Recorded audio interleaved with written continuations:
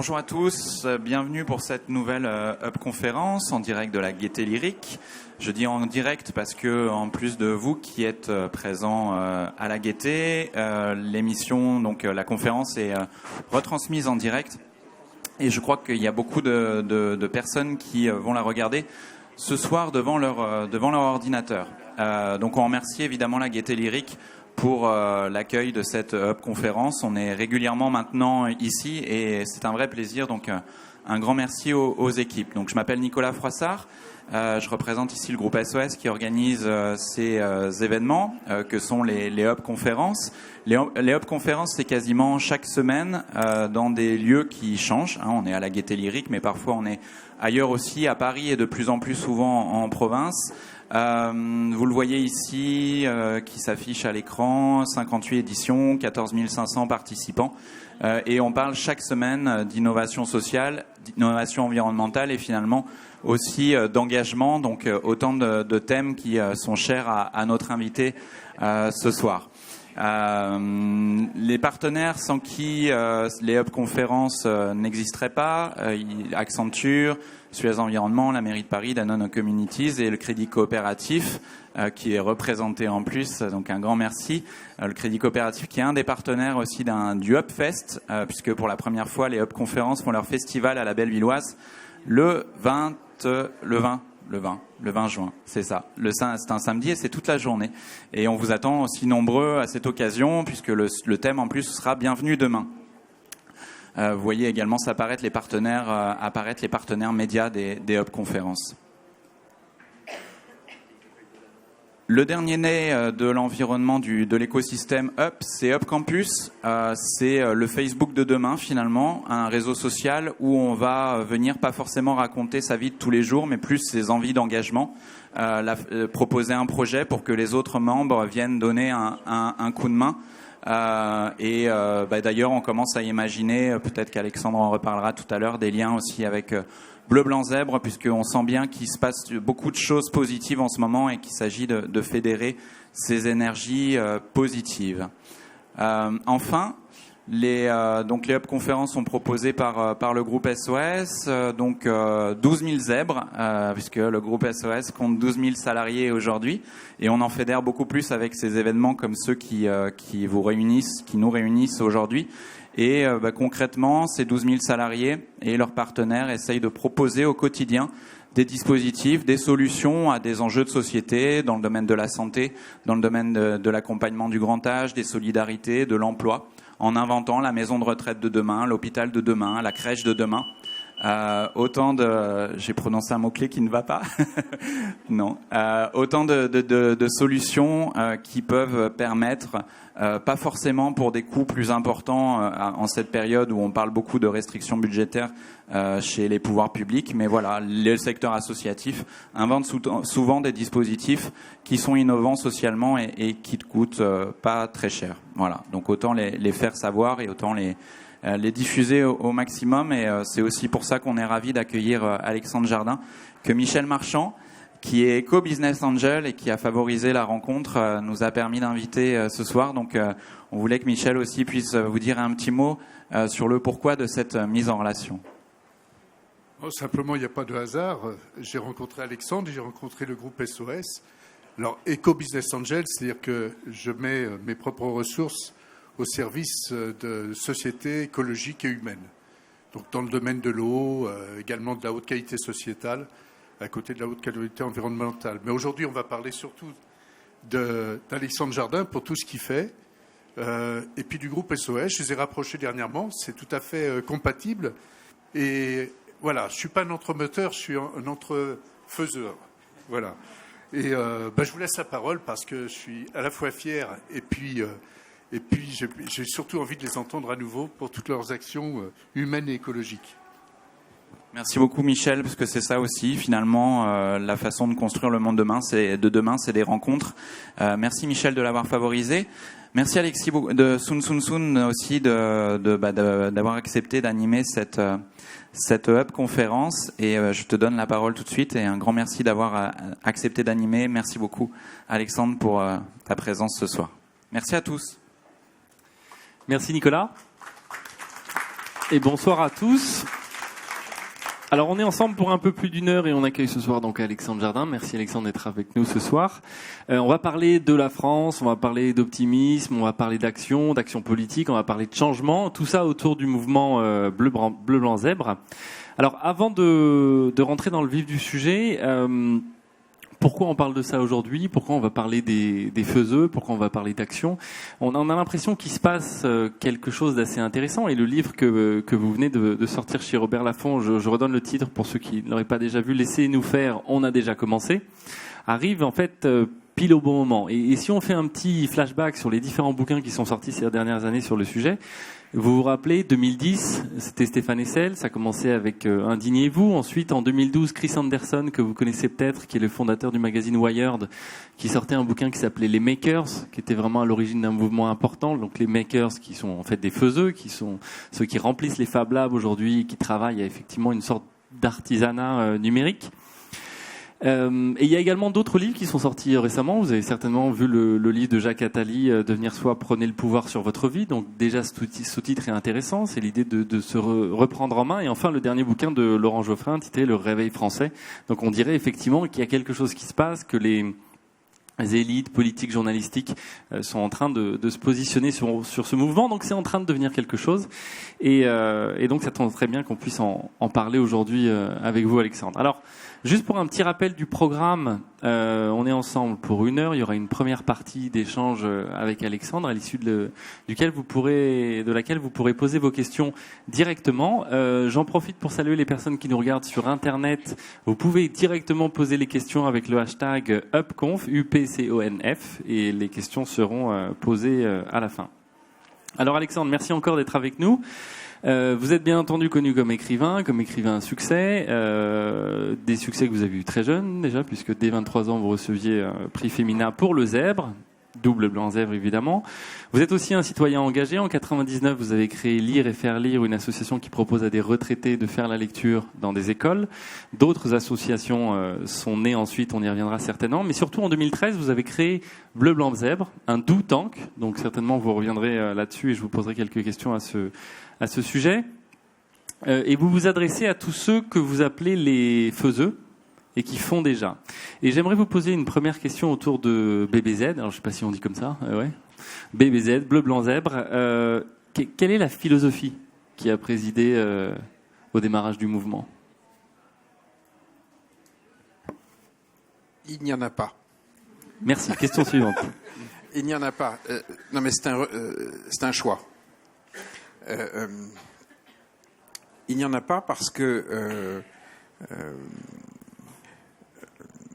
le fait de se prendre en main, ça peut prendre tellement de formes et s'insérer dans tellement de représentations du monde que si on part avec une philosophie précise, on ne pourra pas faire une alliance des faiseux. Donc c'est un véritable choix. Et depuis que j'ai sorti ce livre, je me suis retrouvé souvent dans des situations où on essayait de m'attirer vers des projets, vers des sujets généraux. Et je refusais. Volontairement, pas parce que je n'ai pas d'opinion, mais parce que Bleu Blanc Zèbre n'est pas le lieu. Il y a des lieux pour ça, il y a des think tanks, il y a des partis politiques, il y a des... Bleu Blanc Zèbre n'est pas le lieu pour ça. Le premier critère pour nous, c'est le passage à l'acte. Qui sait faire quoi en France, où, comment, à quelle heure? C'est très basique. Et on va essayer pendant 2 ans et demi, de ne pas sortir de ça. Parce que sinon, il n'y aura pas d'unité possible. Parce qu'on a des faiseux qui ont des représentations du monde qui s'affrontent.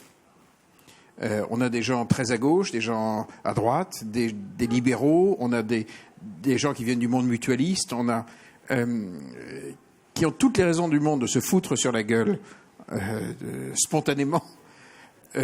Or, vu l'état du pays, dans un autre contexte, je ne vous dis pas que j'aurais pas pris parti à des pugilats, mais compte tenu de l'état du pays, on a fait le choix de ne faire un mouvement que autour de l'action.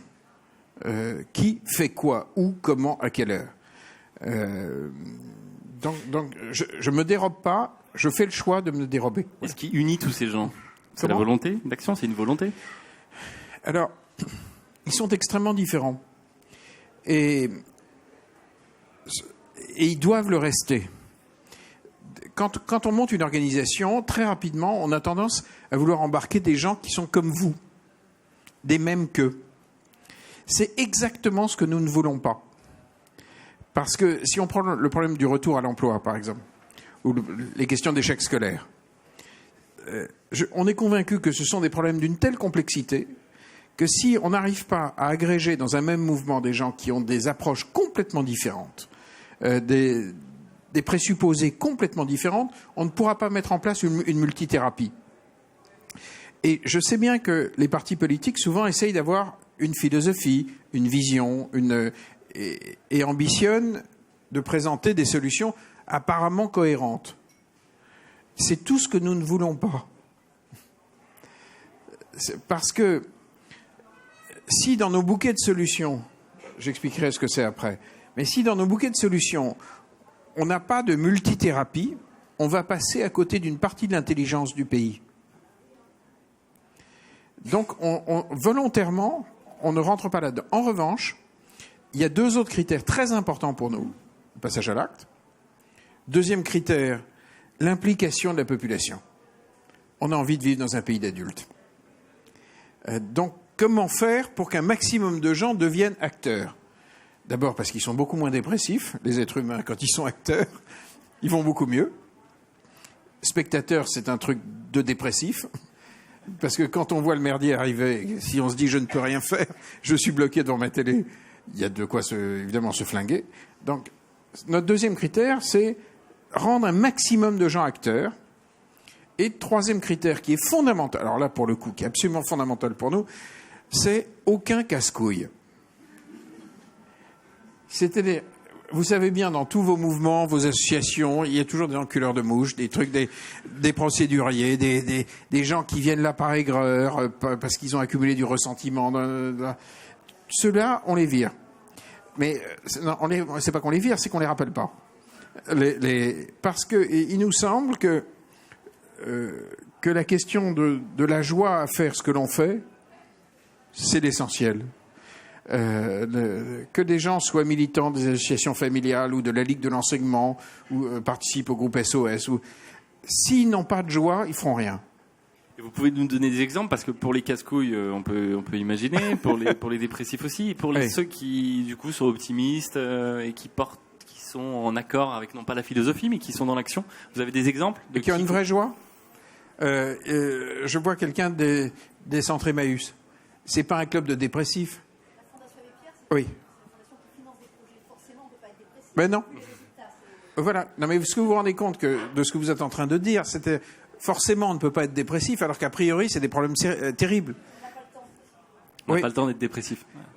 Ben voilà. Les faiseux, ils sont comme ça. Ils sont comme ça. Parce qu'en fait, ce qui plombe totalement l'être humain, c'est pas les emmerdes, c'est la fatalité. C'est la soumission devant la fatalité. Et ce critère, pour moi, je raconte ça dans mon livre parce que c'est venu d'un livre, en fait. Cette conviction que la question de la joie est absolument centrale, je l'ai véritablement découvert en lisant Romain Gary. Quand vous lisez les textes de Gary sur la France libre... Il n'était pas dépressif, lui ? Plus tard. Mais pas dans les années 40. Dans les années 40, c'est un Français libre. Il se bat dans l'aviation anglaise, dans des unités où les types sont morts à 85%, ils se sont fait mitrailler en l'air. Mais lui fait partie des survivants et il raconte le quotidien de ces unités. Ils ne se soumettent pas dans une Europe soumise. Ils ne se soumettent pas. Et il y a une espèce d'appétit de vie, ils tombent amoureux comme des dingues, ils baissent comme des fous, ils lisent comme des fous, ils bouffent des trucs, ils sont dans la vie. Avant, ils sont intégralement dans leur vitalité. Et finalement, on se rend compte qu'avec 30 000 Français libres sur ce modèle-là, ça suffit pour embarquer 40 millions de Français. Et ça se termine par une énorme fiesta sur les Champs-Élysées. C'est-à-dire, la question de l'accès à sa joie par l'action, pour moi, elle est centrale. Donc, je préfère fédérer des gens dont je ne partage pas les opinions, mais qui jouissent. c'est pour moi un baromètre énorme. Comment tu jouis ? Comment tu trouves ton plaisir sur Terre ? Comment, en faisant quoi ? Et c'est vrai que quasiment tous les gens... Alors, vous avez fait allusion au programme Lire et faire lire qu'on a monté maintenant il y a déjà 15 ans. On a embarqué 16 000 bénévoles qui interviennent dans les écoles de maternelle et primaire de l'ensemble de nos 100 départements. Bon. Ils s'occupent de 400 000 enfants. Quand vous entrez dans une école, il y a une manière de repérer l'activité Lire et faire lire, c'est d'écouter qui se marre. En général, il y a dans un coin une retraitée, surtout des femmes, qui se poilent avec des petits. Et à l'oreille, vous savez que Lire et faire lire a lieu. Ces gens rient ensemble, autour des livres. Ils vaccinent les enfants contre l'échec scolaire, en transmettant le virus du plaisir de la lecture. Il y a une espèce d'appétit de vie. La dernière fois que j'ai vu l'activité, je me souviens, on rentrait avec des gens du ministère de l'Éducation dans l'école, et il y avait une dame qui était dans un coin qui faisait un groupe de lecture. Et on l'entendait se poiler, et on s'est approché, et on a entrouvert la porte. C'était hilarant. Elle était à quatre pattes devant 5 ou 6 enfants, et elle était à fond dans l'histoire. Et le loup, et elle avait l'air d'une folle, mais elle était à fond dans son truc. Et c'est pour ça qu'elle était bonne, quoi. Elle n'avait aucun sens du ridicule. Elle ne se rendait pas compte qu'il y avait une vingtaine de personnes qui la regardaient par la porte entrouverte. Elle était à fond les ballons et elle transmettait. Elle était intensément vivante et elle valait toutes les lois votées au Parlement sur l'échec scolaire. Cette dame, elle était plus puissante que la loi parce qu'elle était joyeuse. Et elle croyait en son truc, elle avait l'air d'une folle, et elle jouissait. Alors, j'imagine qu'on vous pose cette question tout le temps, et qui est un peu, est-ce que c'est pas trop utopiste, etc. Et ça me renvoie à une question par rapport à l'accueil qui a été fait à Lire et faire lire, et que vous évoquez dans le livre. Vous dites qu'au début, on vous a ricané au nez. Est-ce que ça a été la même chose pour Bleu Blanc Zèbre ? Est-ce que les fatalistes que vous évoquiez à l'instant vous ont dit « mais tu n'y arriveras jamais » ? Oui, ça me paraît dans l'ordre des choses. Oui. Donc, l'accueil mauvais. Mais tous les militants associatifs ici qui ont monté quelque chose, on leur a dit la même chose au départ. Mais comment vous dépassez ça ? Je n'ai jamais cru les peines à jouir. Je n'y crois pas. Et surtout, l'idée que, pour avoir longtemps pratiqué des cabinets ministériels, avoir beaucoup négocié de choses avec eux, je sais parfaitement que ce n'est pas là-dedans que vont se modéliser les solutions pragmatiques dont le pays a besoin. Donc ce qui me paraît complètement utopique, c'est de penser que les problèmes du pays vont se régler en allant mettre un bulletin de vote. Et ensuite, il y a un gouvernement qui arrive. Dans la réalité, je vais vous dire exactement ce qui se passe parce que je l'ai vu. Vous attrapez, même quelqu'un de la société civile, vous le déguisez en ministre. Immédiatement, à peine l'individu arrive au ministère, il reçoit un coup de fil du DIRCAB du Premier ministre qui lui dit « on vous a désigné un DIRCAB ». Donc déjà, vous êtes pris en main. Déjà, votre bras droit n'est pas à vous. Ensuite, ça sonne, les téléphones, et les grands corps de l'État vous alertent pour vous prévenir qu'on commence à peupler votre cabinet. Quand les gus arrivent, les filles et les types nommés par les grands corps de l'État, à votre avis, vous obéissent à vous ou aux grands corps ? Donc d'emblée, ensuite, se met en route la machine épileptique, qui s'appelle un cabinet ministériel, qui cavale derrière l'actu, qui n'a pas le temps de réfléchir. Pour réfléchir, ça prend un peu de temps. Et puis, ce ne sont pas des faiseux. Ils ont énormément une approche juridique, et ils n'auront comme première obsession que de courir au Parlement, faire voter une loi. Ça, c'est classique.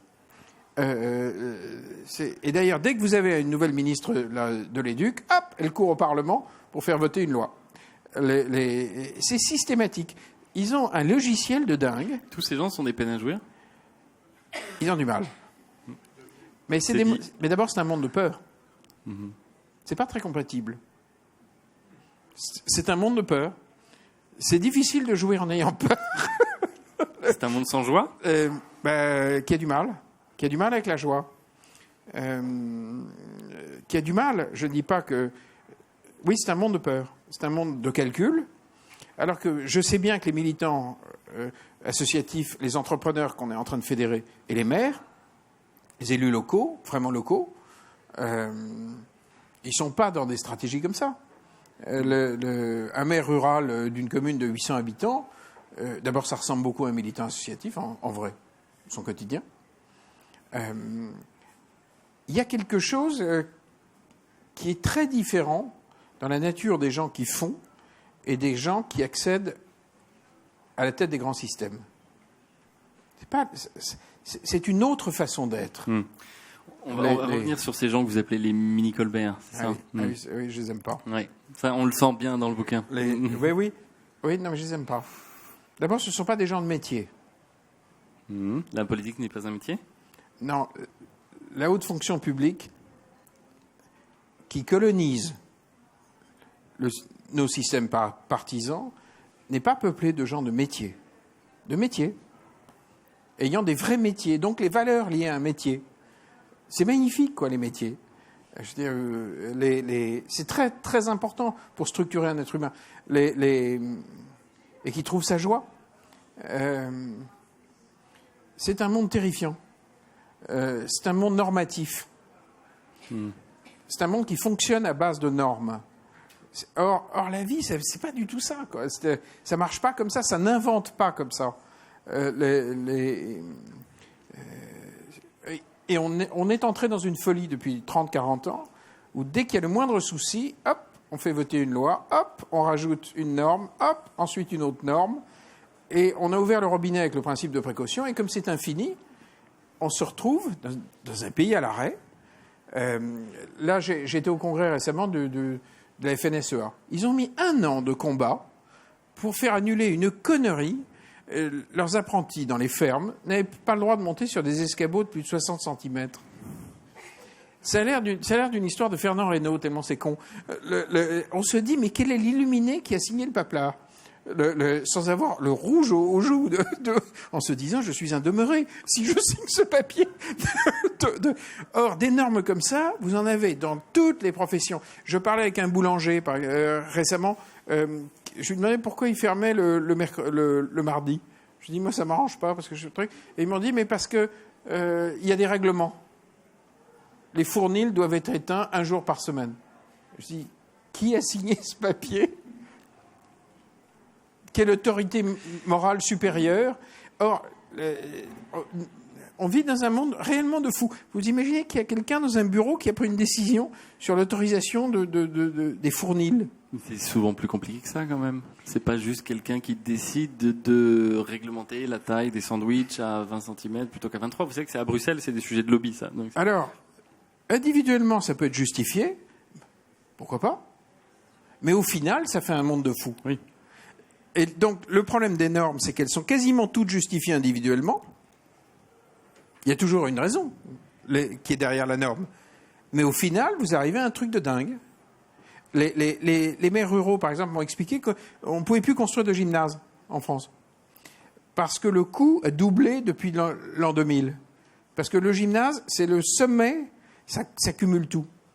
Vous avez tous les risques, les trucs, il y a des mouvements, des machins, des trucs. Or, que je sache, quand moi j'étais ado, on faisait de la gym dans les gymnases, c'était pas des abattoirs. Non mais personne n'est mort en faisant de la gym dans les gymnases. Donc, en revanche, le résultat des courses, on ne construit plus de gymnase. Quand vous avez un doublement du coût, c'est un truc de dingue. Et c'est ce que vous disiez tout à l'heure, c'est la peur, c'est l'immobilisme, du coup on est figé, on bouge plus. C'est un système qui s'est énarchisé à tous les étages, et dont il va bien falloir sortir très gaiement, très gaiement, pour recommencer à faire redémarrer très gaiement ce pays, quoi. Mais alors justement, vous parlez de gaieté, vous parlez beaucoup de joie, on en a parlé à l'instant, mais il y a aussi un autre moteur, j'ai l'impression, dans le livre qu'on lit en demi-teinte, et je vous cite, la phrase est la suivante: Ras-le-bol de cette société civile plaintive, obéissante et courbeuse d'échine, juste d'un honte de notre peuple spectateur de sa morosité, incapable de s'émanciper de ses élites décalées. Vous parlez beaucoup de ras-le-bol dans le bouquin. C'est un moteur, ça? Plus que la joie? C'est Les le deux. truc qui vous... Les deux. Les deux. Le problème, c'est nous. Le problème, c'est nous, individuellement. Qu'est-ce qui nous a pris de nous soumettre à un système pareil? Pour quelle obscure raison les militants associatifs de ce pays, les entrepreneurs, les élus locaux, se sont-ils soumis à une technostructure avec une étonnante docilité? C'est effarant. Un très grand peuple a fini par se soumettre à un milieu assez volontairement. De temps en temps, il y a des bonnets rouges dans les coins, de temps en temps, mais grosso modo, on a une aptitude collective à la soumission. Comment se fait-il que des êtres humains doués de raison n'aient pas tout simplement insulté une technostructure qui interdisait de monter sur des escabeaux de plus de 60 cm? C'est hallucinant. Il y a eu une capacité de soumission qui est en tout cas, moi, je n'ai pas cette culture-là. Et c'est ça qui fait derrière les zèbres? C'est des insoumis? Grosso modo, ouais. Grosso modo, ils ont une espèce de capacité à ne pas se soumettre soit à la fatalité, soit à un raisonnement préétabli, soit à un cadre de pensée. Tous ces cadres de pensée qui font que le pays est à l'arrêt. Samedi, j'ai embarqué dans une émission un de nos zèbres. J'adore ces gens.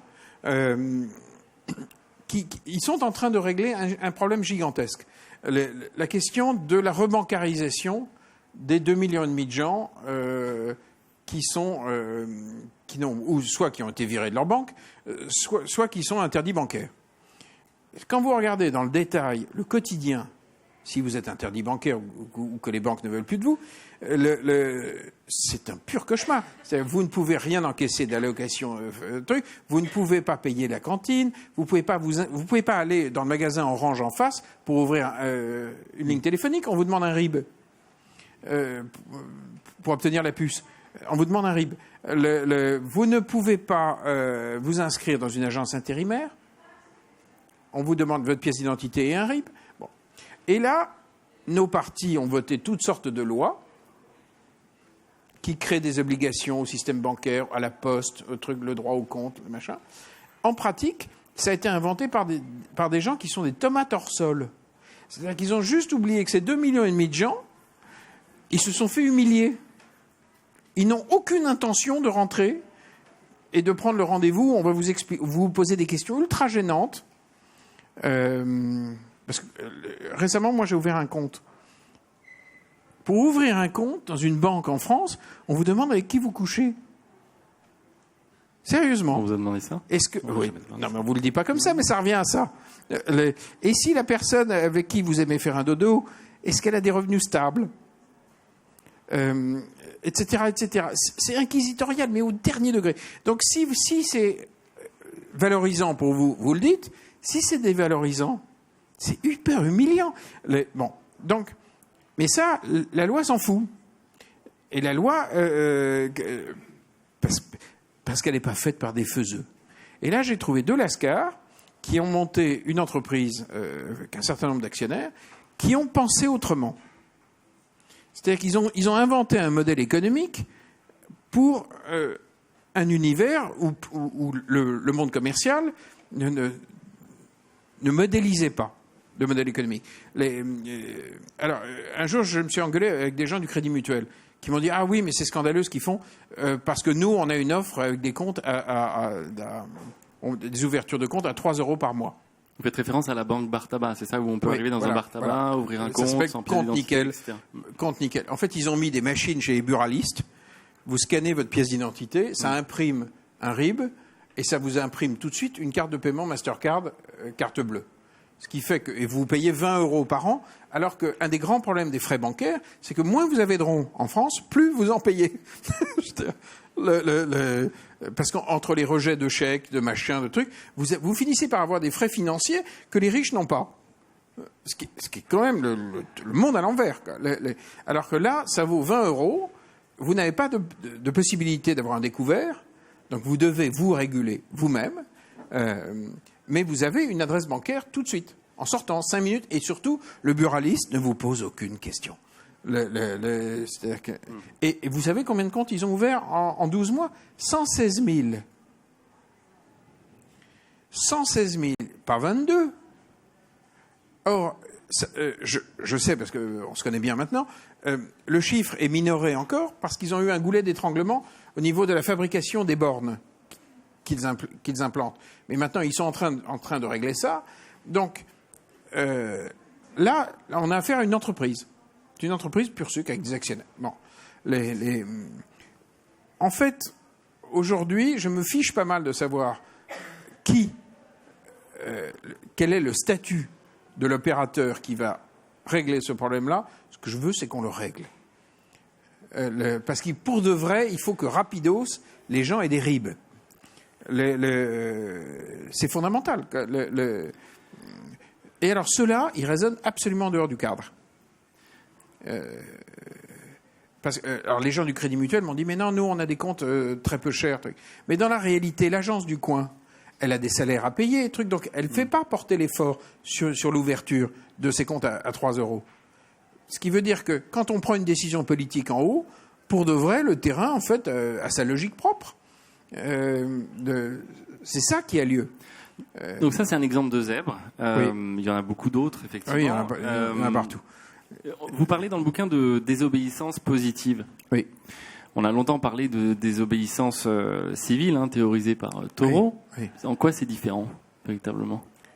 C'est pas si différent que ça, sauf que il y a un passage à l'acte, à la Dans clé. les deux cas. Oui, mais un passage à l'acte, pas en opposition, mais en construction.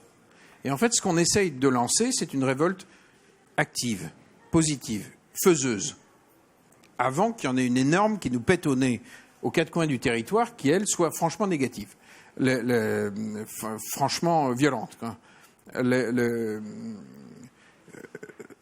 On essaye de donner une chance au pays, une chance positive, vraiment avant que ça pète. Et comment vous faites quand le système est ce qu'il est, Je suis venu volontairement en me disant, tu vas faire un peu l'avocat du diable, on va essayer de ne pas jouer les naïfs, etc.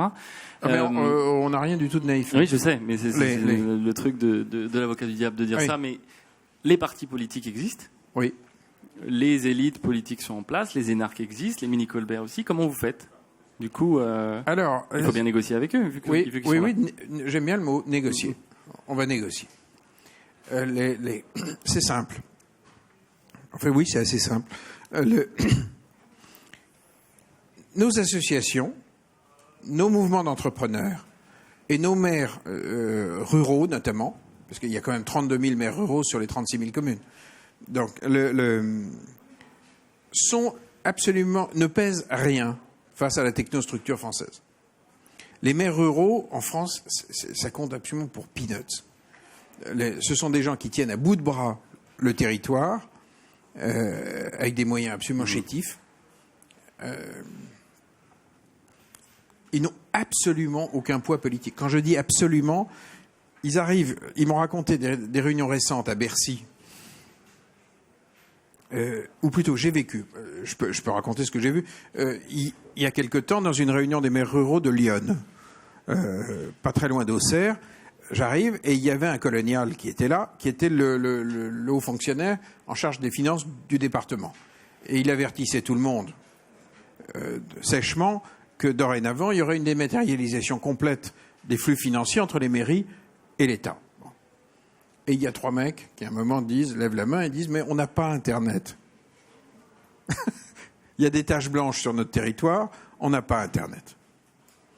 Le type dit en gros, j'en ai rien à foutre. Bon. À ce moment-là, il y en a dans les coins qui se mettent à dire ça va pas comme réponse.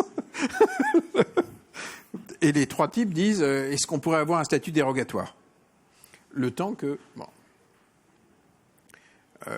le colonial dit non. Bon, c'est comme ça, la loi est la loi, Paris a décidé que, et ça sera comme ça. Bon. Donc évidemment, sur les 300, vous avez 200 maires ruraux qui prennent parti. D'abord, on s'aperçoit qu'il n'y en a pas que 3, qu'il y en avait beaucoup. Et que la question de l'implantation du réseau du net sur le territoire est une question centrale, parce qu'en fait, non seulement ça les bloque en face de l'administration, mais surtout, c'est la question du maintien de l'emploi. Si les entreprises ne sont pas connectées, elles vont se barrer. Bon. Donc, on arrive là-dedans, et il y avait une fin de non-recevoir. Et c'était très frappant, parce qu'il y avait des gueux qui étaient là, les élus locaux, et il y avait un colonial. C'était incroyable. La scène était incroyable. Moi qui ne suis pas du tout habitué à ça, il y avait une espèce d'esprit à la fois de soumission et de jacquerie.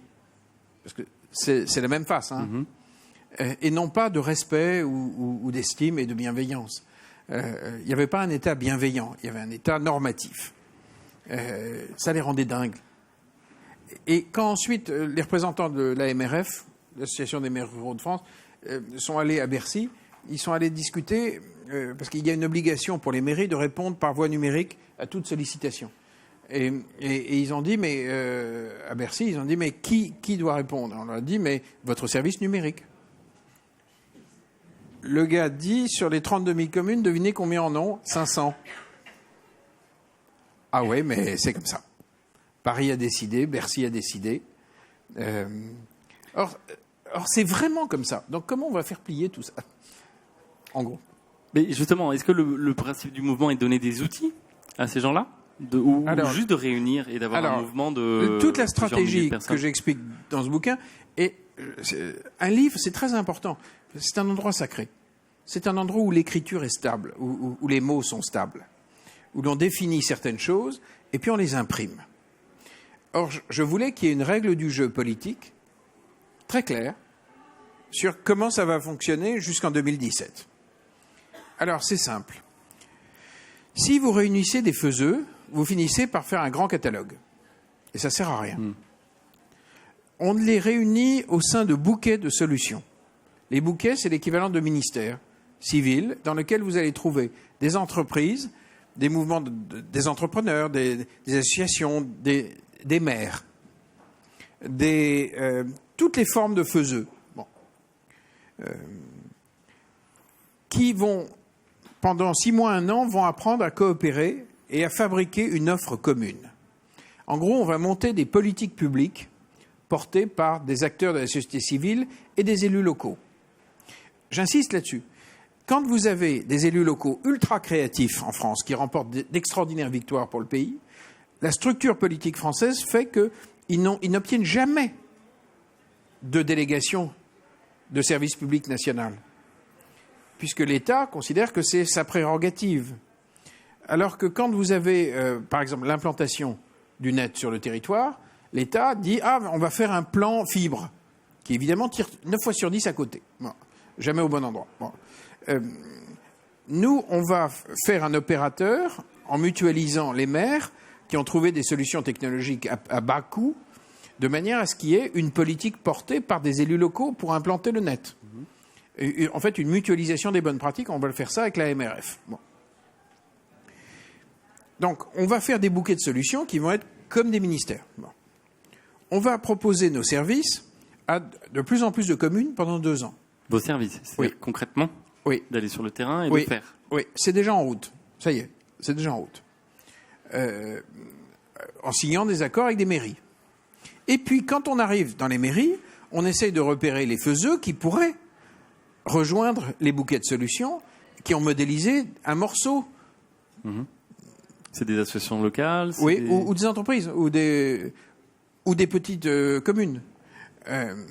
Lire et faire lire, ça n'est jamais que l'extension nationale d'une expérience qui est née à Brest. Donc, on cherche les gens qui savent modéliser et qui ont 10 coudées d'avance. Bon. Et dans 2 ans, qu'est-ce qu'on va faire? Dans 2 ans, on va se retrouver avec une gauche, une droite, un centre, pas hyper en forme. Ce qui m'angoisse, c'est que quelles que soient les choses que l'on peut lire dans le journal, je ne connais personne autour de moi, sauf les gens qui en vivent, qui me disent « Waouh, je vais voter pour le PS » ou « Waouh, je vais voter pour l'UMP ou le nouveau nom ». regardez bien autour de vous, le degré d'enthousiasme de la population n'est pas absolument zénital. Bon. Or, souvenez-vous de l'élimination au second tour de Jospin. Moi, je flairais le truc parce que je me méfie. J'ai beaucoup plus confiance en mes perceptions qu'en ce que je peux lire dans un journal. Or, autour de moi, je n'avais jamais rencontré quelqu'un, jamais, qui m'ait dit « Ouah, je vais voter Jospin ». Or, souvenez-vous, à l'époque, en fait, on n'en croisait pas. Résultat, il était...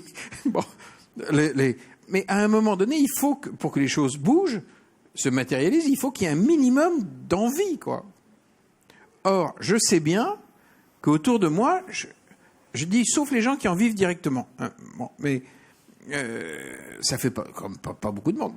Donc, on a un vrai problème d'enthousiasme. D'enthousiasme républicain. Je ne fais pas référence au nouveau nom de l'UMP. Mais on a un vrai problème de joie, quoi. Bon. Donc, ils vont arriver pas en super forme face au second tour, face à Marine Le Pen. Et quand je dis pas en super forme, on aurait pu penser que face à la percée du Front National, on aurait une lame de fond qui balaye le PS et l'UMP. Or, j'ai une révolution incroyable. La logique, c'est une alliance, tout ça. Non, mais une remise en question radicale de l'offre politique, de la manière de faire alliance avec la société civile, que sais-je. Or, au lendemain des européennes, on a vu que le Front National passait devant, et dans les semaines qui ont suivi, il ne s'est strictement rien passé dans la gauche, la droite et le centre.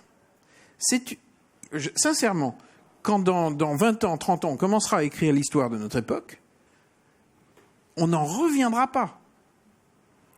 C'est un phénomène historique insensé.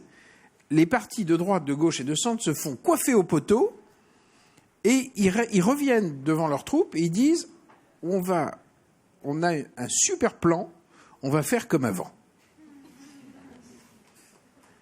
C'est un truc incroyable. Sincèrement, je ne sais pas comment l'expliquer. Ce sont des gens intelligents, pourtant, des gens qui en principe réfléchissent. Qu'est-ce qui leur a pris ? Je ne sais pas. Mais je ne sais pas. Moi, j'aurais une entreprise qui s'effondre, je réunirais pas mon personnel en disant on va continuer. Mais à fond, on va continuer pareil. Et vous allez voir, on va faire des motions, des machins, des trucs, mais on bougera rien. On va continuer. On va faire pareil. Et puis à un moment, je lisais dans Le Monde récemment une interview extraordinaire de Rebsamen qui disait oui, Hollande est un immense président. Il reste encore 2 ans pour les Français pour qu'ils s'en rendent compte.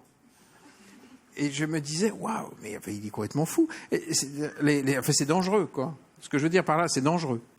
C'est-à-dire que parce que il y a 10 jours est sorti un des premiers sondages où on voyait Hollande, Marine Le Pen, et le sondage disait Marine Le Pen 52,5. Bon.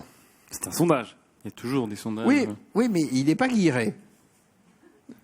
Enfin, il finit par dire quand même quelque chose. En tout cas, si on continue à être dans le déni absolu, or, je répète, je n'ai jamais vu autour de moi depuis longtemps des gens être dans un enthousiasme absolument radical envers nos formations républicaines. Or, on va leur proposer la chose suivante.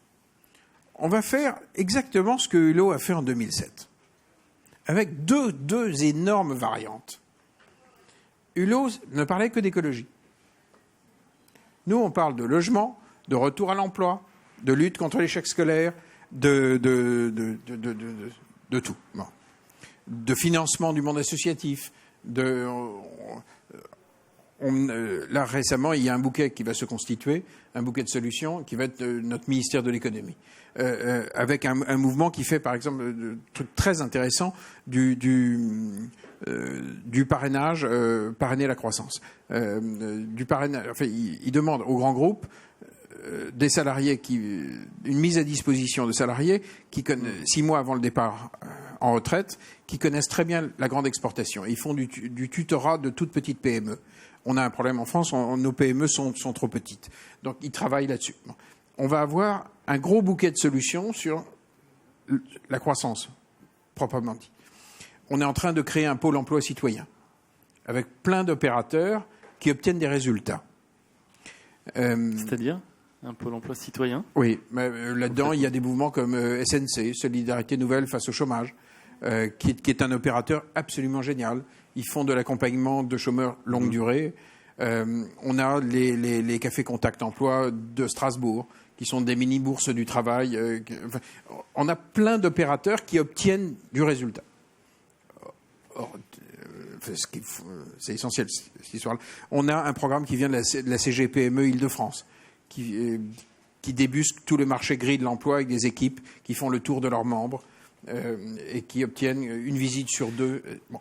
Donc, on va faire un deal avec les partis, on va dire, faire du hulot à l'envers. C'est-à-dire, pas que monoproduit, parce que si vous n'êtes que écolo, vous n'avez pas beaucoup de base sociale.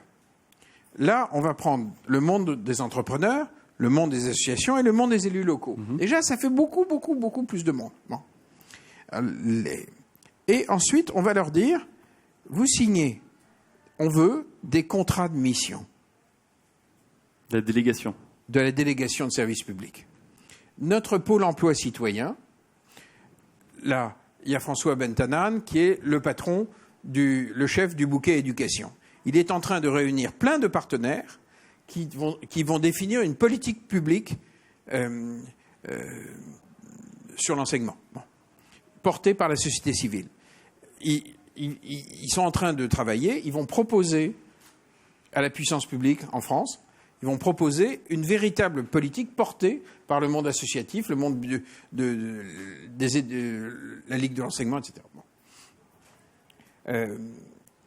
On va leur dire, on veut bien vous laisser vos jobs si vous nous laissez faire. C'est-à-dire qu'on vient avec les opérateurs. Or, en 2007, un des gros problèmes qu'avait le pacte écologique, c'était l'insuffisance des opérateurs. Il y avait une croyance, c'est vachement facile à dire une fois qu'ils l'ont fait, hein, mais il y avait une insuffisance de la structuration des opérateurs capables de porter la transition écologique, à l'époque. Bon. Or, pour que quelque chose ait lieu, il faut qu'il y ait des opérateurs. Il faut qu'il y ait des gens capables de le faire. Sur le terrain qui font. Oui. Le groupe SOS est bourré d'opérateurs. C'est une mine de zèbres. C'est un haras.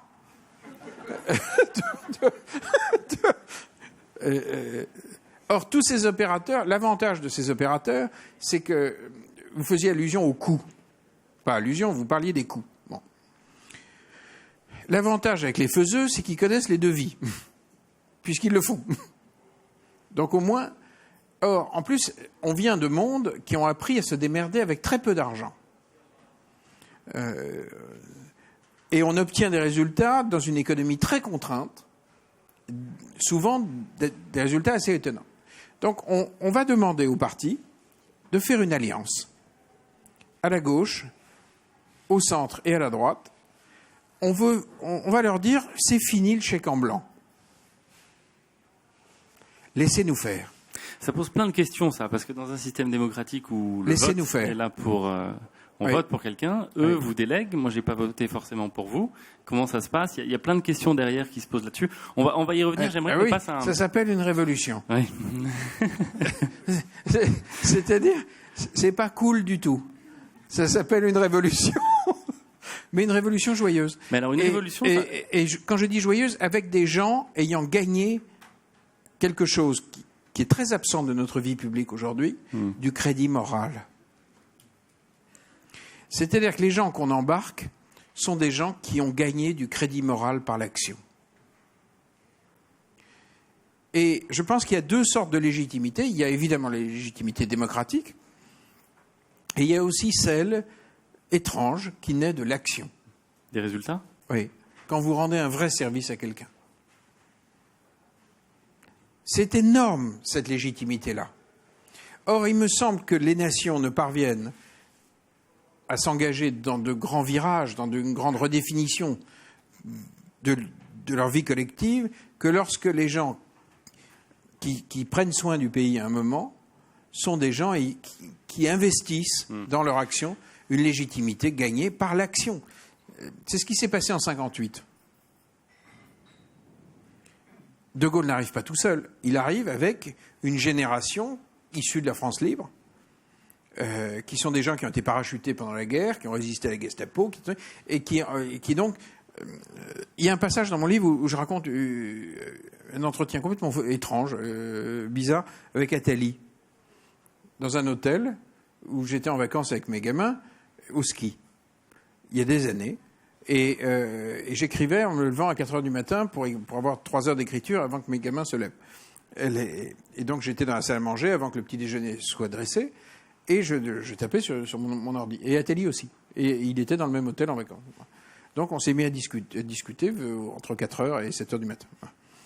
Et un jour, genre vers 5 heures, je lui dis, qu'est-ce qui s'est passé en 81 ? Pourquoi ça n'a pas marché ? Pourquoi il y a une œuvre petite, pas aussi grande que celle de la Libération ou de 58 ? Qu'est-ce qui s'est passé ?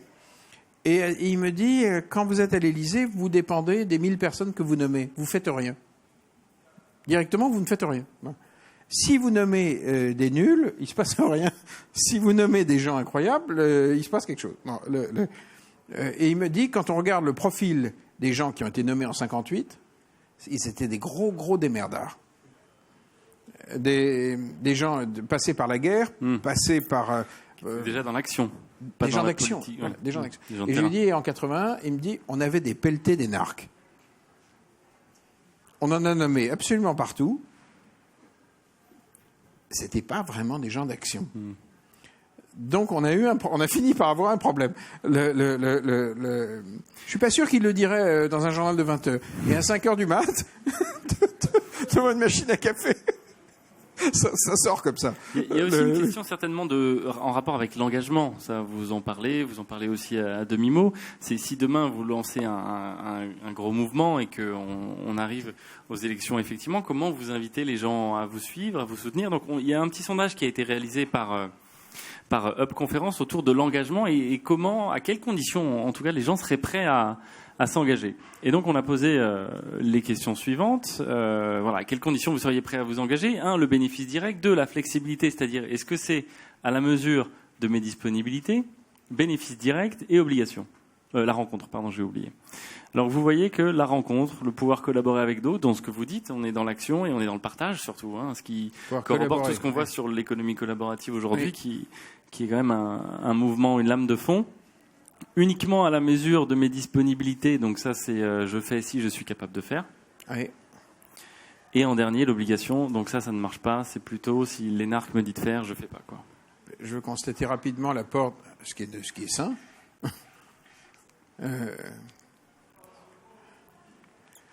Moi je suis à lire et faire lire, j'ai appris que je ne suis pas complètement d'accord avec le 43%. C'est-à-dire que j'ai découvert que quand l'action a vraiment un sens supérieur, il y a des gens qui ont des valeurs extrêmement différentes qui acceptent de collaborer. On a fait collaborer la Ligue de l'enseignement avec l'UNAF. Les associations familiales, ce n'est pas du tout la Ligue. Humainement, historiquement, c'est des traditions qui n'ont rien à voir, y compris politiquement, enfin, ça n'a rien à voir. Mais on a une cause supérieure, faire lire les gamins du pays. Bon. Les gens rangent les flingues. Et c'est pas toujours évident. Quand je dis les gens rangent les flingues, mais même au sein des zèbres, nous, on le vit tout le temps. Il y a très souvent des moments un peu houleux, parce que les gens ont des opinions politiques, des fidélités partisanes. Mais si on leur dit qu'on a une action, un passage à l'acte qui a vraiment du sens, on arrive à faire en sorte que les gens rangent les flingues. En fait, les opinions divisent, alors que l'action peut réunir. si elle a du sens. Ça dépasse les logiques partisanes. Oui. Mais si l'action, ce que disaient les gens, c'était s'ils peuvent mesurer tout de suite que ça a du sens. Or, au sein de Lire et Faire Lire, ce que font les gens, ils en voient l'effet immédiat. Donc cette histoire d'action, si on veut fédérer des bouquets efficaces, à un moment, il faut qu'on propose des politiques publiques, un chaînage de solutions, une articulation de solutions les plus différentes possibles, les moins cohérentes possibles. Il faut faire très attention au sein de chaque bouquet de ne pas faire rentrer des gens comme identiques. Il faut qu'il y ait des militaires, des 68ards, des trucs, de la FNSEA, de l'écolo pur sucre, du machin. Parce qu'à un moment donné, il faut faire rentrer dans une logique positive la totalité de nos folies. Et on a des folies extrêmement distinctes, où on ne retrouvera pas une énergie colossale. C'est vachement compliqué parce que là, on parle à l'échelle locale. Ça va, on peut voir effectivement l'effet de son travail à l'échelle locale. Comment vous faites dès que vous passez à l'échelle globale? Comment, si on est dans un mouvement très national? Tous ces programmes ont des endroits d'implantation. En fait, tout ce que nous faisons dépend d'actions. En fait, il n'y a pas de zèbre qui ne soit pas déjà en action. Et ils sont déjà en action quelque part. Ils sont déjà implantés. Tout à l'heure, j'ai vu arriver un mouvement assez génial qui s'appelle Femmes de Bretagne. C'est 1500 femmes entrepreneurs en Bretagne qui ont monté un réseau d'accompagnement, de parrainage pour les créateurs d'entreprises. Les créatrices de femmes entre elles. Bon. Là, il est évident qu'elles sont en train de modéliser sur la Bretagne quelque chose. Bon. Elles ont une forte implantation. Les 1500 sont bretonnes. Mais ce qui était très, très marrant dans la conversation, c'est qu'en fait, elles ont des ambitions énormes pour le territoire. C'était des Bretonnes conquérantes. Donc, quand je leur ai dit, est-ce que vous voulez rejoindre un bouquet de solutions pour faire des petits? Ils m'ont dit oui. Elles étaient conquérantes et prêtes à la reproduction. Ça fait des bons zèbres. Alors, il n'y a pas de cohérence finalement entre toutes ces initiatives. C'est-à-dire que quand on dit effectivement dans des mouvements, on cherche la cohérence à embarquer. Surtout pas. Surtout pas. Surtout pas. J'ai dit un gros mot là. Je suis désolé. Hein. Non mais vraiment surtout pas. On est pour la multithérapie. Plein de petites énergies, ça suffit à fonctionner si tout le monde va dans plein de directions. Alors non, on en a plein déjà qui sont des gros. Son programme, le programme de François Bentanan, Jup Decaux, c'est déjà à maturité. C'est déjà modélisé pour partir à la conquête du pays. Lire et Faire Lire, c'est déjà modélisé. On s'occupe de 400 000 enfants. Donc on a des zèbres parfois qui sont gros. Au sein de SOS, vous avez du zèbre de compète. Dans les mairies, vous avez parfois des opérateurs qui sont très, très innovants. Je pense par exemple à un type assez remarquable qui est le président des maires ruraux du Puy-de-Dôme. Il a monté tout un bordel de récupération des ordinateurs jetés par les entreprises de son département et par les administrations. Il recycle tout ça et il les donne aux écoles de son département. Il équipe toutes les écoles primaires de son département gratuitement. Il a un modèle économique. Il faudra bien qu'on lui donne les moyens de toucher 100 départements de plus. Il a le modèle. Il est vraiment malin. C'est quoi son modèle économique? Je comprends pas parce que du coup, il donne tout ça gratuitement. Oui, il les donne gratuitement. Je suis pas rentré dans le détail de ça. Honnêtement, il y a tellement de zèbres qui arrivent que j'arrive pas à regarder tout. François non plus n'arrive au rythme où les nouveaux zèbres arrivent. Ça sera imparfait, notre mouvement. Ça sera forcément un peu bordélique. On va essayer de leur donner le plus possible. Mais il est souhaitable que ça reste un peu bordélique. Parce que le jour où il y a trop d'ordre là-dedans, ça veut dire qu'on n'est plus en phase avec la créativité du territoire. Il y a encore de la joie quand il y a de l'ordre? Non, pas trop. Oui. Ça jouit peu. Non, mais il faut forcément que nos bouquets, quand on aura signé des alliances avec les partis, il faudra forcément qu'on soit très vigilant. Je dis ça devant François, qui sera un des pilotes. Il faudra être hyper vigilant pour maintenir un peu de bordel. Un chaos fécond. Parce qu'on ne sait pas dans 5 ans ce que la société fabriquera. Comme ingénierie, on ne sait pas. Donc pas de rapport, pas de livre blanc, pas de choses comme ça? On n'est pas un think tank. Il y en a plein, honorables, qui font des rapports. La Cour des comptes aussi en fait. En général, ça termine sur des étagères. Donc, je ne suis pas par principe hostile à la réflexion. Je dis juste que ça n'est pas pile le moment. Pour l'instant, il faut vite avancer parce qu'il ne reste plus que 24 mois. C'est bref. Vous savez, à la fin de l'année, on risque la même conversation. On l'aura probablement dans un compte. Il est fort probable qu'on les baissera de manière à les atteindre. Il est très important que les bouquets de solutions se fixent des objectifs atteignables dans le planning que nous fixons. Parce qu'il va bien falloir que la confiance revienne. Lire et faire lire, par exemple, on aura un plan d'extension à 100% des écoles maternelles et primaires. Il faut mettre des retraités partout. Il faut faire la révolution, refaire une alliance entre les anciens et les petits, absolument partout. Sinon, on ne deviendra jamais une immense nation de lecteurs. Est-ce que vous êtes un nostalgique? Parce que dans le bouquin, vous parlez souvent de De Gaulle. Oui. Celui des années 40. Celui des années 40. Est-ce que vous êtes nostalgique d'une époque où De Gaulle faisait, ou d'autres faisaient? Vous mentionniez 58 et 58, vous en parliez tout à l'heure. Oui, j'aime moins l'homme d'après. Je préfère le rebelle. C'est vrai que je suis très nostalgique de la France libre. Parce que j'adore ces gens. Vraiment, j'adore ces dingues.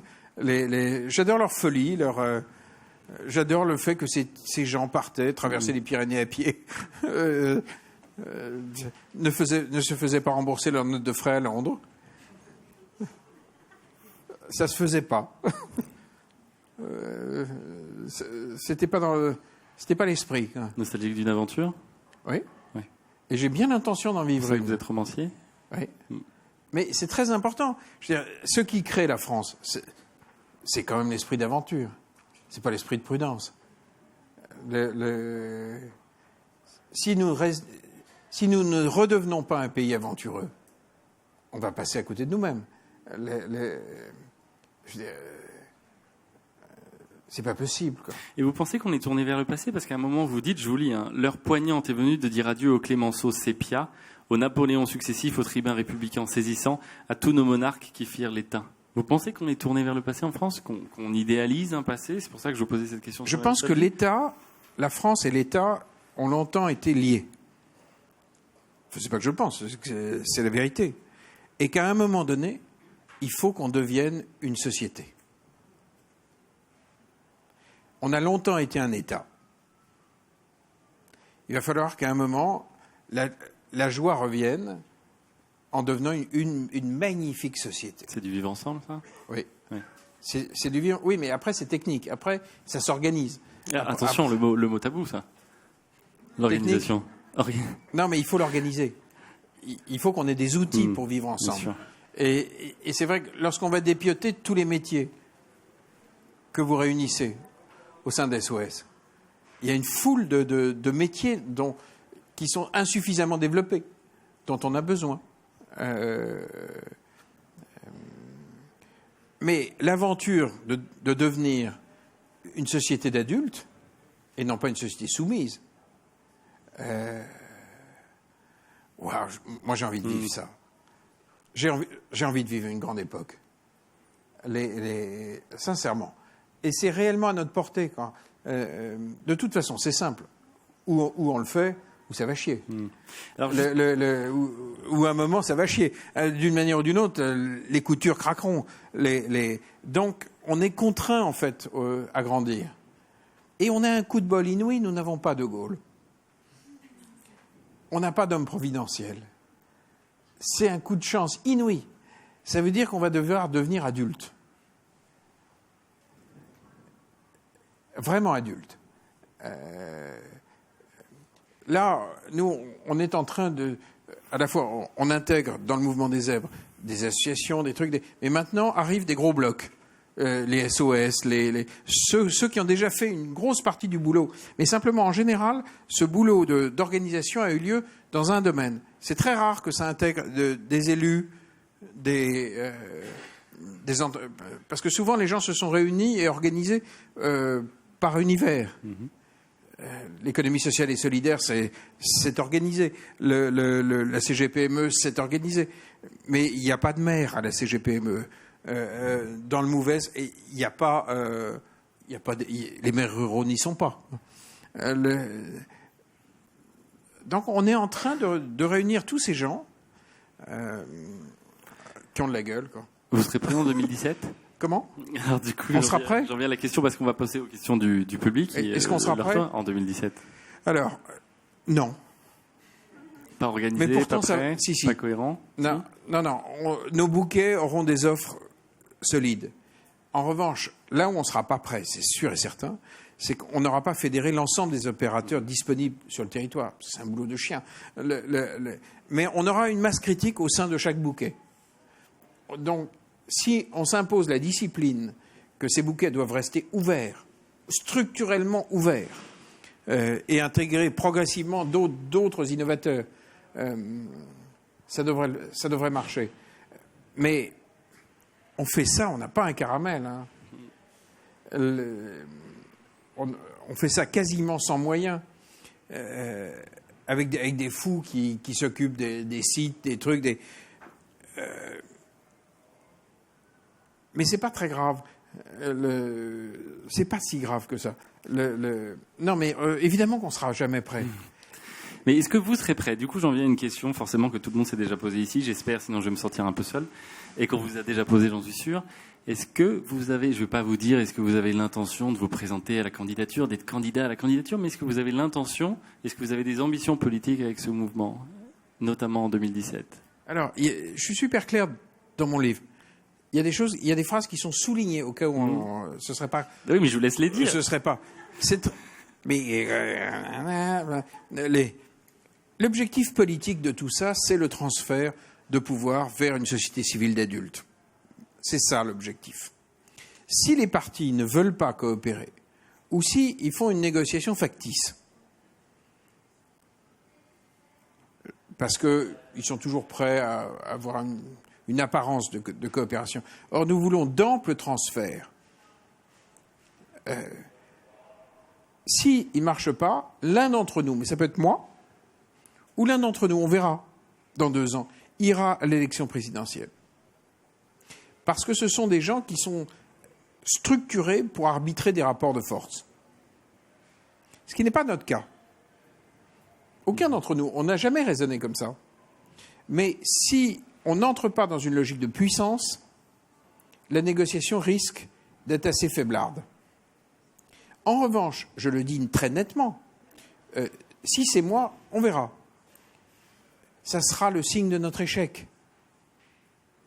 Un mouvement politique, habituellement, c'est fait pour gagner des élections, pour avoir des ministres, pour distribuer des postes, etc. Le nôtre n'est pas fait pour ça. En revanche, s'ils ne veulent pas, ou s'ils font semblant, oui, ben oui. Mais ça n'est pas l'objet de cette démarche. Je suis très clair. Il vous reste 2 ans pour les convaincre. Oui. Non. Pour qu'ils se rendent compte du péril qu'ils vont courir. S'ils ne font pas alliance avec l'énergie profonde de la nation. C'est leur boulot qui va disparaître, c'est ça ? Ben oui. Mais je ne laisserai jamais les clés du pays à Marine Le Pen. Donc, il y a un chapitre très, très clair dans le livre qui vient du fait, c'est tout simple, je ne veux pas de la préférence nationale en France. Je veux bien qu'on débatte de tout, mais pas de ça. Je ne veux pas qu'on trie l'homme. Je ne veux pas, sur la terre de France, qu'on trie l'homme. Or, trier l'homme, c'est l'autre nom de la préférence nationale. Et je ne veux pas de ce truc-là sur mon territoire. Et dans ma culture, c'est anti-français. Il y a un universalisme immense qui est à la base de notre rêve. On a fait une révolution de dingue il y a 200 ans en rêvant une déclaration universelle des droits de l'homme. Donc, c'est ça la France. Donc, or, je sais qu'on peut insensiblement, très tranquillement, entrer dans ces logiques-là. Et je le sais familialement parce que j'ai un grand-père qui était d'IRCAP de Laval pendant la guerre. Donc je sais de très près à quoi ressemblent les gens qui font ça. Je l'ai connu. Je sais à quoi ça ressemble.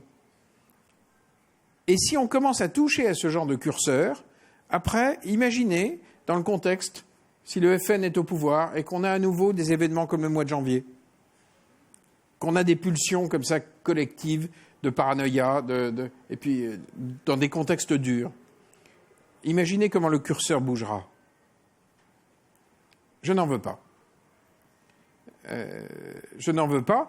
Donc, pour moi, la meilleure manière de faire gagner un candidat droite-gauche-centre, c'est de le rendre présentable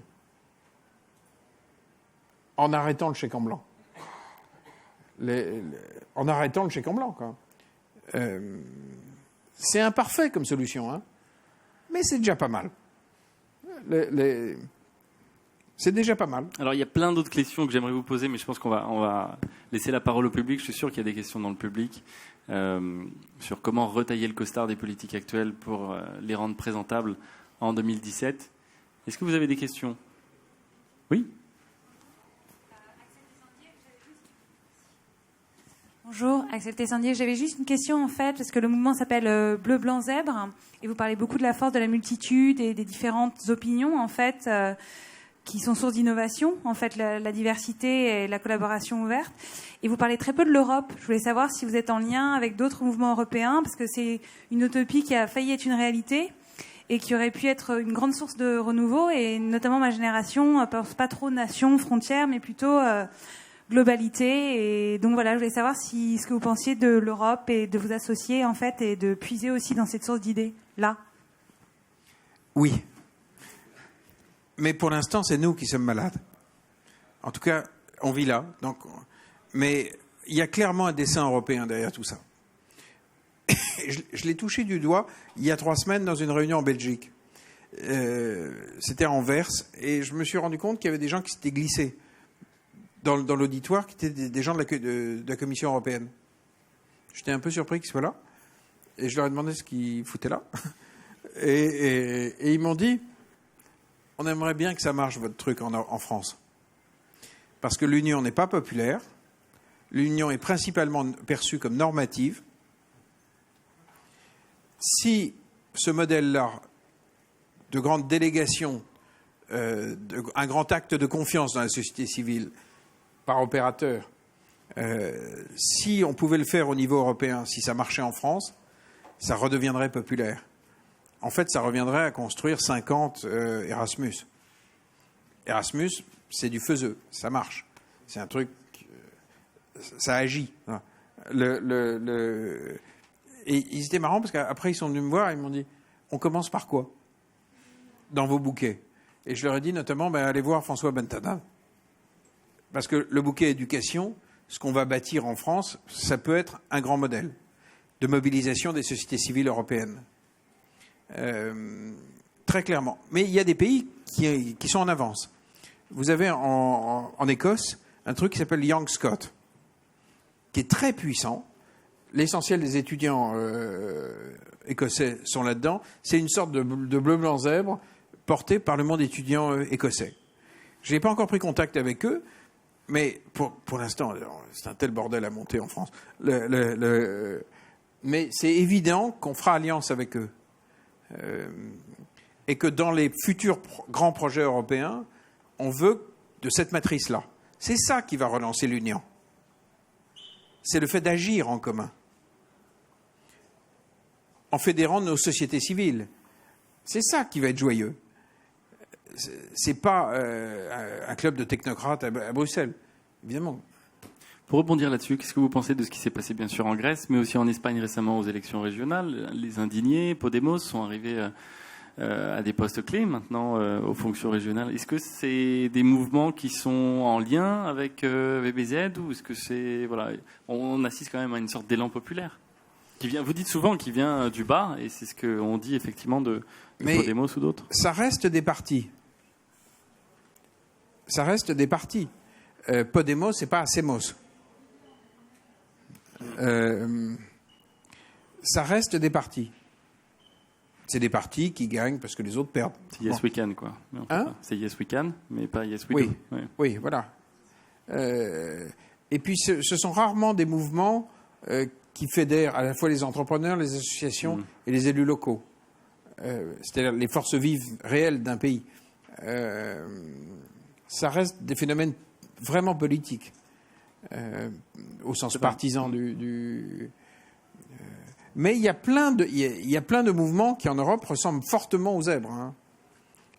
J'ai vu récemment des journalistes allemands qui m'ont dit aussi, on aimerait bien que votre truc marche en France parce que nous, c'est vrai que ça changera beaucoup de choses dans l'ambiance européenne. Hein. Mais ça ne fonctionnera que si les uns et les autres, on se bouge le cul. Si vous pensez que j'ai des pouvoirs magiques, vous vous trompez lourdement. Je n'en ai pas. Alors, qui d'autre serait prêt à se bouger le cul ici? Une question oui. droite. Merci.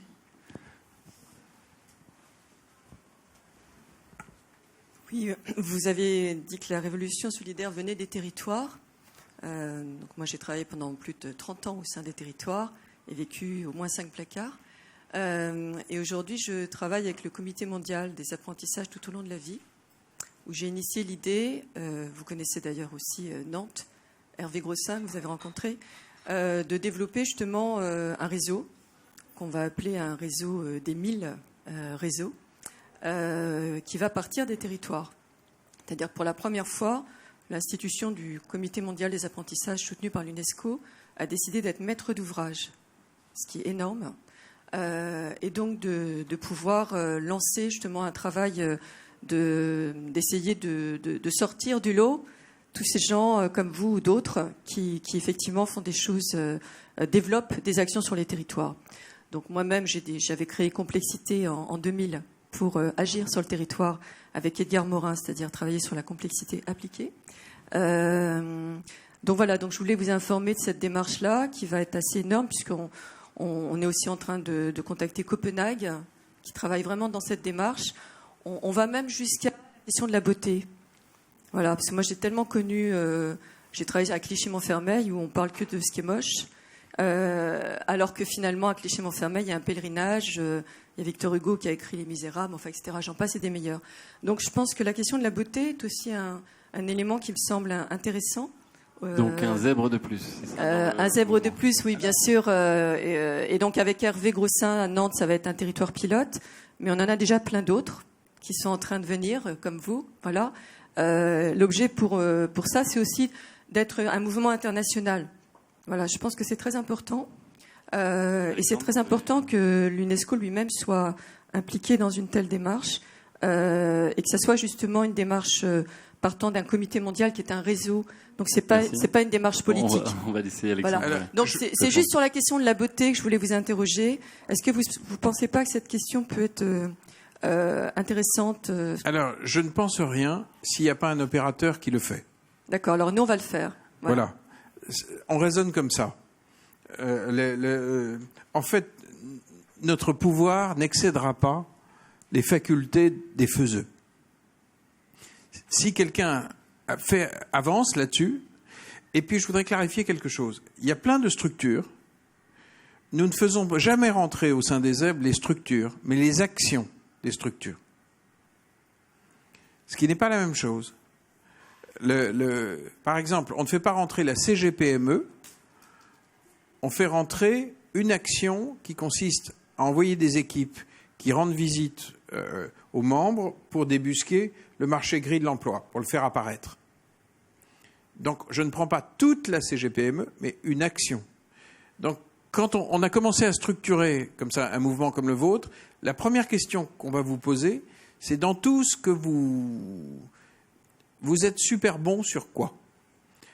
Et dès qu'il y a une action qui est bien identifiée, en plus c'est très important que la population comprenne très nettement, parce que si vous dites CGPME, j'en s'en foutent. Parce que c'est une structure. Alors que si vous dites, tiens, c'est des gens qui font le tour et qui vous trouvent des emplois qu'on ne trouve pas sur le marché, qui ne sont pas publiés, qui ensuite vont vous chercher dans les missions emploi. Bon, là, d'un coup... donc, on va tenir à ce que, au sein de nos bouquets, à intégrer à chaque fois des actions lisibles. C'est problème, solution. Ou comment, à quelle heure. Alors derrière, il y a toujours des structures. Hein. Il y a toujours des gens qui réfléchissent. Mais on va essayer de le rendre le plus lisible possible. Et pour votre sujet, c'est François Bentanan, le chef du bouquet, avec qui vous pouvez discuter. Hein ? Ah oui, t'as bien fait de passer. Merci. Il y a d'autres questions, des mains qui se lèvent au fond. Il nous reste un peu de temps. Il nous reste 5 minutes. Je vous demande peut-être de poser des questions courtes pour que tout le monde puisse s'exprimer. Bonsoir. J'aimerais savoir comment vous vous positionnez par rapport aux mouvements citoyens et aux collectifs qui existent déjà, comme les Colibris de Pierre Rabhi, le collectif Roosevelt par exemple. Alors, comme toujours, ce qui nous intéresse, c'est ceux qui le font. Les Colibris, ça fait beaucoup. Donc là, on est très à l'aise. Collectif Roosevelt, j'ai pas bien compris ce qu'ils font. Je dis pas qu'ils font pas. C'est que pour l'instant, j'ai pas compris. Les Colibris ont rejoint le mouvement du 11. Ils se sont déjà groupés avec des gens qu'on a rencontrés avant-hier. Donc, pour l'instant, on n'est pas encore entré en contact. Mais dès qu'il y a un passage à l'acte et une modélisation, c'est exactement ce que nous cherchons. Mais donc, ce qui va être difficile, c'est d'avancer dans un maquis de mouvements. Parce qu'il y a des mouvements citoyens qui, fondamentalement, veulent aller aux élections. Il y en a plein. Je ne dis pas que c'est pas bien. Je dis que c'est pas ça, les zèbres. En revanche, si, en plus de leur désir d'aller aux élections, ils font quelque chose, là, ils peuvent rejoindre. Mais l'élément fondateur pour nous, c'est le passage à l'acte. Et il ne faut pas qu'on y déroge. Alors, dans les mouvements citoyens, il y a des gens qui passent à l'acte sur un truc qui nous intéresse beaucoup, beaucoup. On n'a pas encore créé un bouquet de solutions sur la participation citoyenne. Il y a plein de gens qui innovent et qui trouvent des pratiques. Je pense à des élus locaux comme Joe Spiegel en Alsace. Il y a plein de gens. Donc, à un moment donné, il y aura un bouquet de solutions sur les modalités et le passage à l'acte. Parce que quand on parle de participation citoyenne, ça peut être complètement nébuleux ou ultra pratique, quoi. Donc, mais nous ne serons... par exemple, vous avez... comment ça s'appelle le collectif Roosevelt. Ça a donné un Nouvelle Donne. Bon. Nouvelle Donne va aux élections. Nous, citoyens, va aux élections. Les zèbres n'ont pas vocation à y aller. Non, ils n'y vont pas. Oui, ils n'y vont pas. Mais c'est très important. Ce n'est pas un parti. Ce n'est pas un parti. Au sens classique du terme. On ne va pas présenter En revanche, plus on sera puissant, plus la négociation sera réjouissante. Mais vraiment réjouissante. Parce que l'idée de donner du pouvoir à tous ces gens, c'est franchement réjouissant. À des gens efficaces, à des gens qui obtiennent des résultats, c'est juste... Mais dans toutes les traditions et les écoles de pensée, vous avez des écolos extrêmement doctrinaires. Et puis vous en avez qui sont ultra faiseux.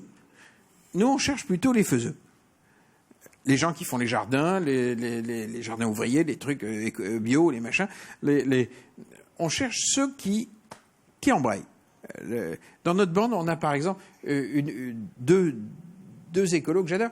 Une fille absolument géniale qui a monté une compagnie qui s'appelle Hamac. Hamac, elle fabrique des couches culottes high-tech lavables. Parce qu'elle me dit, Pampers et autres marques ne veulent pas en entendre parler parce qu'ils gagneraient moins d'argent.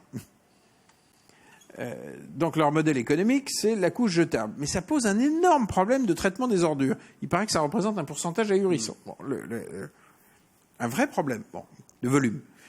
Donc elle me dit, si j'arrive à piquer 1, 2 ou 3% du marché français de la couche, je vais les contraindre, j'aurai un effet systémique. Pampers va être obligé de venir faire une offre. Ils ne vont pas me laisser grossir indéfiniment. Et à ce moment-là, la bascule se fera. Elle a une vraie stratégie de changement en créant une boîte avec une politique marketing d'enfer, etc. Cette fille, c'est une stratège. On en a une autre que j'adore qui a monté un truc qui s'appelle EcoCercle. Elle vend des cercueils en carton recyclé. Alors au début, on se marre un peu. Sauf que l'enterrement vaut entre 150 et 300 euros, et non pas 3000. Or, la France a un problème de pouvoir d'achat. Tout le monde, au moment où on vit un drame, n'a pas 3000 euros ou 4000 euros à mettre dans un enterrement. Ensuite, elle me dit, 40% des Français se font incinérer. C'est 40% de 700 000 morts. Donc c'est énorme. L'idée de flamber des forêts à chaque fois qu'un être humain meurt, est-ce que c'est bien raisonnable ? Évidemment que c'est idiot. Donc elle a une offre avec ses cercueils en carton que vous mettez dans le cercueil en bois de location, mais vous ne brûlez pas la commode Louis XV. Et elle me dit, et du coup on ne flambe pas une forêt. Cette fille, comme c'est une faiseuse, elle s'est heurtée à tous les lobbies de la Terre, dans les incinérateurs, où on leur a expliqué que son carton foutait en l'air les brûleurs. Naturellement, c'était évidemment de la mauvaise foi. Mais elle est arrivée à ses fins, à Paris, notamment au Père-Lachaise, où le premier cercueil en carton recyclable vient d'entrer au Père-Lachaise. Après, des guérillas juridiques à n'en plus finir, et il y a toutes sortes de mafias là-dessous, avec des enveloppes partout. Bon. Donc l'intérêt de ces faiseux, c'est que cette nana, elle trace, elle sait se battre, y compris juridiquement. Donc si on leur donne des contrats de mission, ils savent faire. Ils sont appareillés, ils ont les outils. Oui, c'est une dure, quoi. Elle sait se battre. Et j'ai plus confiance en une fille qui a fait plier le lobby au Père-Lachaise. Et oui, parce qu'elle est bonne, quoi. Preuve par l'action. Oui. Alors que vous collez un ou une énarque sur le dossier, évidemment que le truc s'arrête. Avec des notes de frais. Je crois qu'il y avait des... Oui, bonsoir. David Cana du collectif WeShare. WeShare. Et en fait, ma question est sur votre stratégie pour 2017.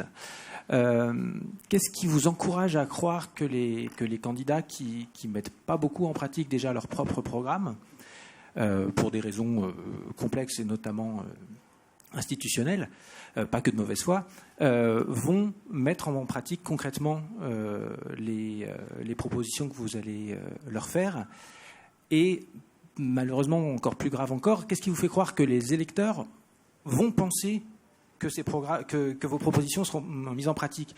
Du coup, est-ce que c'est pas plus réaliste d'y aller directement?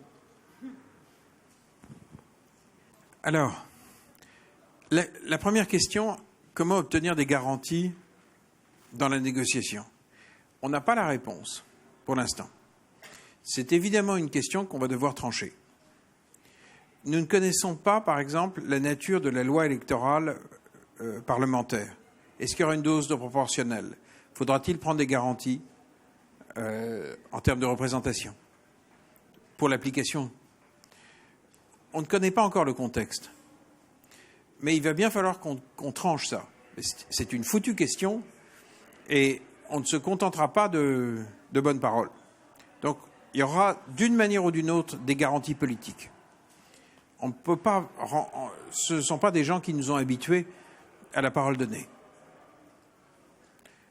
Deuxième point, Pardon, vous soulevez.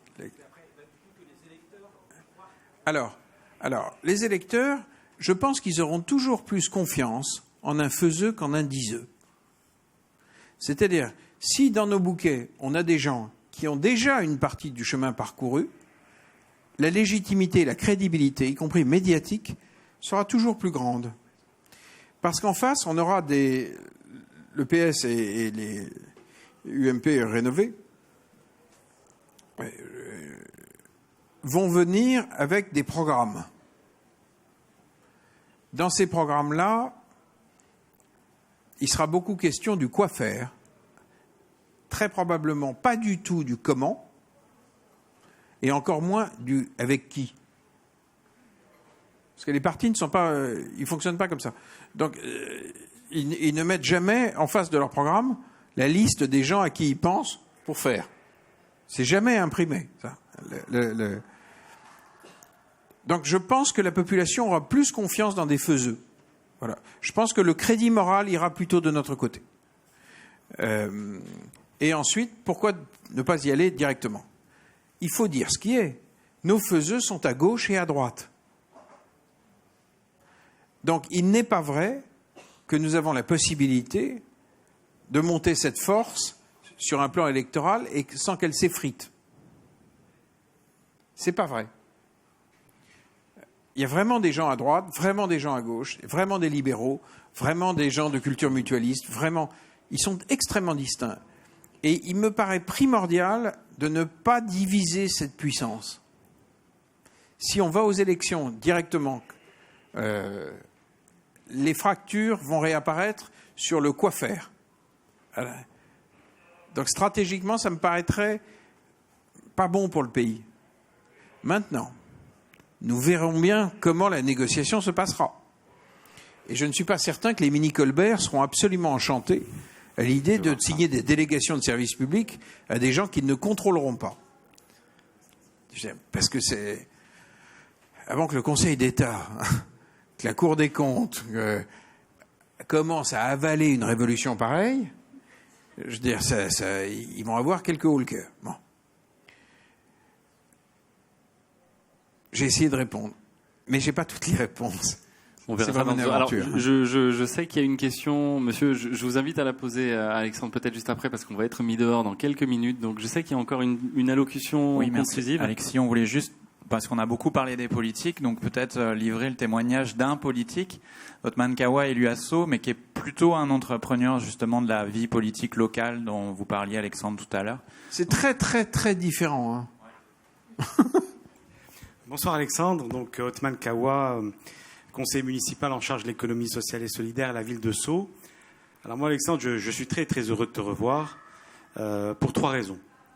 La première, c'est que, comme tu le sais, la ville de Sceaux a signé l'engagement des zèbres, et cela le 24 avril dernier. Donc on est très fiers de l'avoir fait, et on a pris un certain nombre d'engagements pour passer à l'action. La deuxième des choses qui me rend heureux de te voir, c'est que je suis heureux d'annoncer officiellement ta venue à Sceaux, le 14 octobre, pour participer à une conférence que nous organisons avec d'autres, je dirais, acteurs de la vie publique et locale surtout, et également citoyens, autour justement de la thématique de l'innovation citoyenne et le bien vivre ensemble. Enfin, la troisième des choses qui me rend heureux de te voir, c'est de pouvoir annoncer qu'à la ville de Sceaux, on a décidé justement de faire. Alors, un exemple concret justement de notre action, c'est que nous avons créé en collaboration justement avec le groupe SOS la première plateforme qui réunit les acteurs du changement au sein d'un territoire.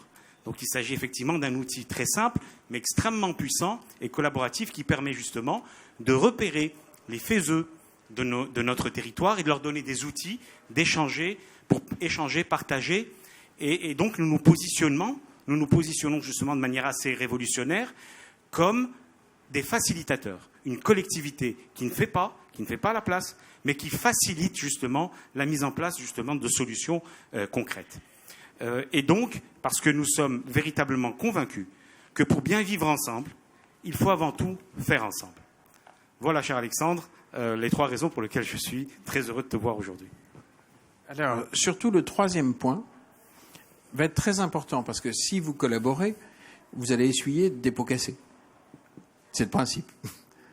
Et donc, tout ce que vous allez comprendre, les échecs, les réussites, les ajustements, ça, nous, on sera ultra preneurs. C'est pour ça que dans le bouquet Vivre ensemble, il y a une foule de choses qu'on ne saura pas.